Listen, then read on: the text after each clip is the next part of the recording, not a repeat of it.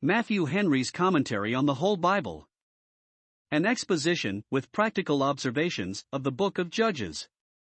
This is called the Hebrew Shepherdschaftim, the Book of Judges, which the Syriac and Arabic versions enlarge upon, and call it, the Book of the Judges of the Children of Israel, the judgments of that nation being peculiar, so were their judges, whose office differed vastly from that of the judges of other nations. The LXX entitles it only Kritai Judges.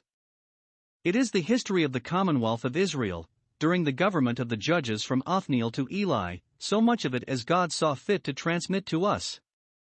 It contains the history, according to Dr. Lightfoot's computation, of 299 years, reckoning to Othniel of Judah 40 years, to Ehud of Benjamin 80 years, to Barak of Naphtali 40 years, to Gideon of Manasseh 40 years, to Abimelech his son 3 years, to Tola of Issachar 23, to Jair of Manasseh 22, to Jephthah of Manasseh 6, to Ibzan of Judah 7, to Elon of Zebulun 10, to Abdon of Ephraim 8, to Samson of Dan 20, in all 299.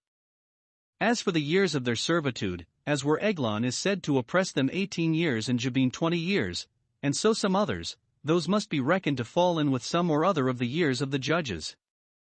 The judges here appear to have been of 8 several tribes, that honor was thus diffused, until at last it centered in Judah. Eli and Samuel, the 2 judges that fall not within this book, were of Levi. It seems there was no judge of Reuben or Simeon, Gad or Asher.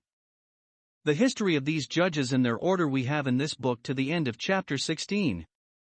And then in the last 5 chapters we have an account of some particular memorable events which happened, as the story of Ruth did, Ruth 1 verse 1, in the days when the judges ruled, but it is not certain in which judges' days, but they are put together at the end of the book, that the thread of the general history might not be interrupted. Now as to the state of the Commonwealth of Israel during this period, 1. They do not appear here either so great or so good as one might have expected the character of such a peculiar people would be, that were governed by such laws and enriched by such promises. We find them wretchedly corrupted, and wretchedly oppressed by their neighbors about them, and nowhere in all the book, either in war or council, do they make any figure proportionable to their glorious entry into Canaan. What shall we say to it? God would hereby show us the lamentable imperfection of all persons and things under the sun, that we may look for complete holiness and happiness in the other world, and not in this. Yet too, we may hope that though the historian in this book enlarges most upon their provocations and grievances, yet there was a face of religion upon the land, and however there were those among them that were drawn aside to idolatry, yet the tabernacle service, according to the law of Moses, was kept up, and there were many that attended it. Historians record not the common course of justice and commerce in a nation, taking that for granted, but only the wars and disturbances that happen, but the reader must consider the other to balance the blackness of them. 3. It should seem that in these times each tribe had very much its government in ordinary within itself, and acted separately, without one common head, or council, which occasioned many differences among themselves, and kept them from being or doing anything considerable. 4.